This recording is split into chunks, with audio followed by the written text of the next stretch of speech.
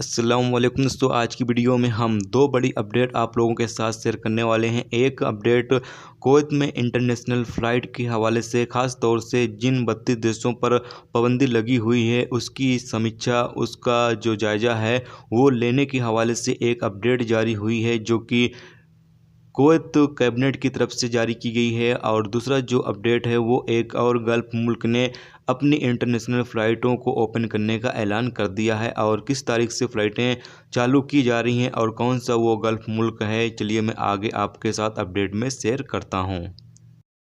दोस्तों, पहली जो अपडेट है, कुवैत में कल कैबिनेट की बैठक हुई है और इस बैठक में क्या क्या फ़ैसले किए गए हैं, चलिए मैं आप लोगों के साथ शेयर करते हैं। दो ही अहम फ़ैसले किए गए हैं। पहला ये, अरबी लोकल न्यूज़पेपर अल कसाब ने बताया है कि मंत्रिपरिषद ने अगले सोमवार को देश में प्रवेश करने से प्रतिबंधित 32 देशों की सूची की समीक्षा करने के लिए आज सोमवार को अपनी बैठक के दौरान फैसला किया। सूची सरकारी सूत्रों ने कहा है कि स्वास्थ्य अधिकारी प्रतिबंध लगाए गए देशों की स्थिति पर एक रिपोर्ट मंत्रिपरिषद को सौंपेंगे और उनमें महामारी फैलने के संकट इसके माध्यम से उचित कदम उठाए जाएंगे। सूत्रों ने बताया है कि सूची संख्या में कमी की संभावना है और स्वास्थ्य अधिकारी इसे निर्धारित करेंगे।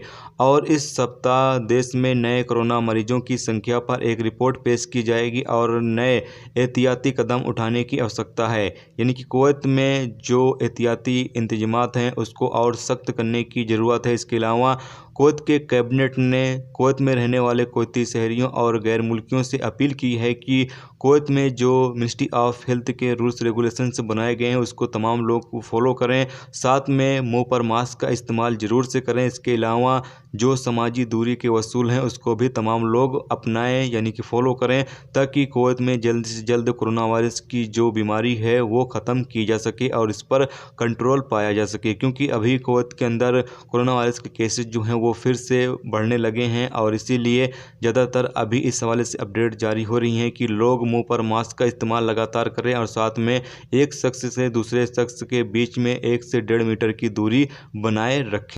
जबकि आपको बता दें कि जिन 32 देशों पर प्रतिबंध लगा हुआ है, इसमें अपडेट में जैसा कि मैंने शुरू में आपको पढ़ के सुना दिया है, फिर भी यहाँ पर थोड़ी सी डिटेल के साथ आपको बता देते हैं कि 32 देशों की जो प्रतिबंध लगा हुआ है उस पर अगले सोमवार को बैठक के दौरान इस पर चर्चा किया जाएगा और जो भी मिनिस्ट्री ऑफ हेल्थ की तरफ से जारी रिपोर्ट होगी उस पर भी गौर किया जाएगा और बाद में फैसला लिया जाएगा कि इन 32 देशों पर जो पाबंदी लगाई गई है लोगों की एंट्री पर, क्या उसको ओपन किया जाए या न किया जाए। इस हवाले से फिर फैसला लिया जाएगा। साथ में आपको बता दें कि तमाम मुल्कों का जो है वो जायज़ा लिया जाएगा, यानी समीक्षा किया जाएगा इन 32 मुल्कों का, बाद में जो फैसला है वो किया जाएगा। तो जो भी अपडेट होगी जब अगले हफ्ता आएगी तो इंशाल्लाह वो आप लोगों के साथ शेयर जरूर करेंगे।